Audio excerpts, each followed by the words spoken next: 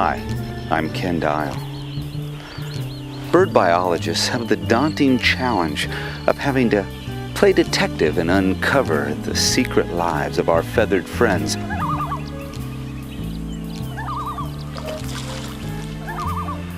Sometimes these bird detectives resort to high-tech surveillance, X-ray vision, some say even insight, to unravel the mysterious life of birds.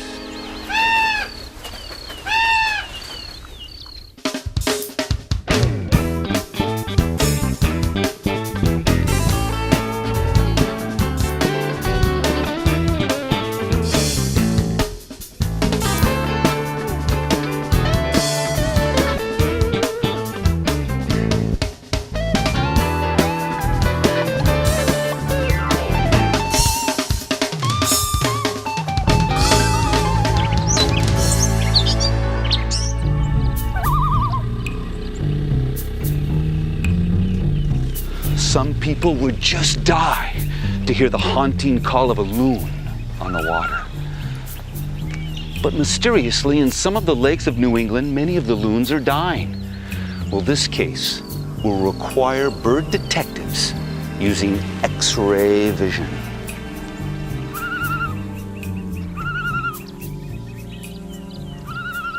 The call of the common loon is a signature sound of the northern lakes of the United States and Canada. But something tragic is happening to these beautiful birds. Every year in New England, dozens of loons die unexpectedly. Scientists are searching for the culprit day and night.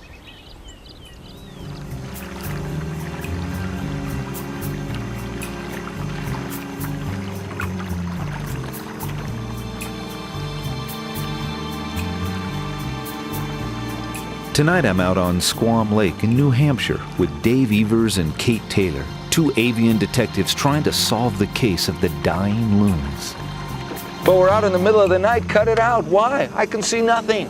Well, what's on Squam Lake are loons, and we're here to help with loon conservation. One way to do that is to capture these birds and look at contaminants in their bodies.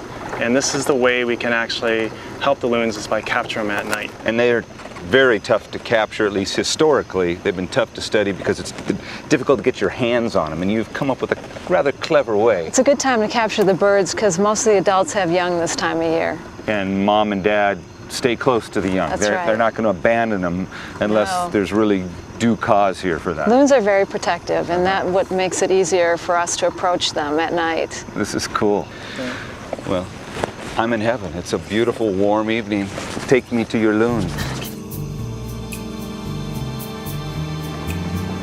In the darkness, we comb the lake for loons.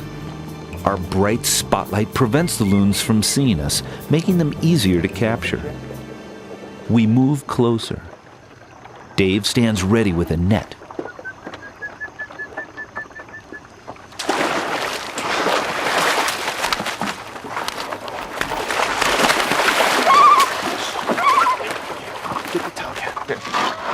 The first thing we do is put a towel over the loon's head. It acts like blinders on a horse.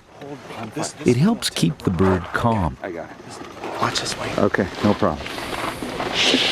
Okay, excellent. Loon in hand. We're gonna go to shore, process this bird, let the male get back with the chicks.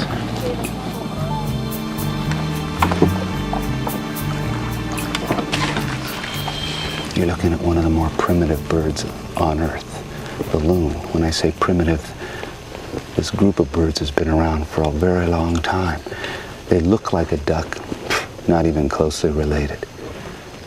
They're dorsal ventrally flat, and that means they're flat from belly to breast, like a Boston whaler boat, to keep them steady in the water. Their feet, incredible paddles, and their legs are placed very far in their rear, the posterior, which makes it terribly difficult for them to move on land. That's why you rarely see these birds on land, except maybe to mate. That's it. These animals dive for fish and frogs and hands of people who talk too much. The first step in this physical examination is to again calm the patient by putting a towel over its eyes. You want me to measure? Sure, actually, yeah. We weigh and measure the loon, then take feather and blood samples to test for potential contaminants like mercury, which affect the loon's long-term health. But something else is responsible for the swift deaths of dozens of birds here. To prove their case, these scientists are using a sophisticated new technique, the field X-ray. All right. Got 'em? Yep. I'm going to stay here because of radiation. Look what happened the last time I did this. Here you go. You got it. Yep. You ready, Dave? Yep. Okay, go. Within minutes, the X-ray is developed. Our loon is given a clean bill of health, but another loon is not so lucky. X-rays in the field give me strength. This is how you really do get X-rays out in the field. You used to have to go into a doctor's office or a vet's office, but now you're able to come right out here in the field and see, of course, not only the skeleton, which is fun to look at, the humerus and the ulnar radius, the same material that we have in our arms, but we have what looks to be a keychain or something in here. What is that? That's a lead jig in the gizzard. So this is a fishing jig that, Yes. that the animal ingested. Correct. And that will kill the bird. About 1 out of every 20 birds that we capture out in the wild have lead sinkers in them and actually have quite a few hooks and other items inside them too. I know that they can pass some things through. Would this just normally just pass right on through the animal? This will begin to dissolve and be available in the bloodstream, and that will kill the bird. Lead is the most significant cause of mortality in adult loons. And most of it is derived from fishing Fishing gear. gear. Correct. And we're not asking people to give up fishing, we're just asking them to give up using lead sinkers and jigs. One alternative is steel, and that doesn't harm the bird at all. Fortunately, there's nothing we need to do for this bird, so we return the loon to its family. The mystery of dying loons may have been solved, but this case is far from closed.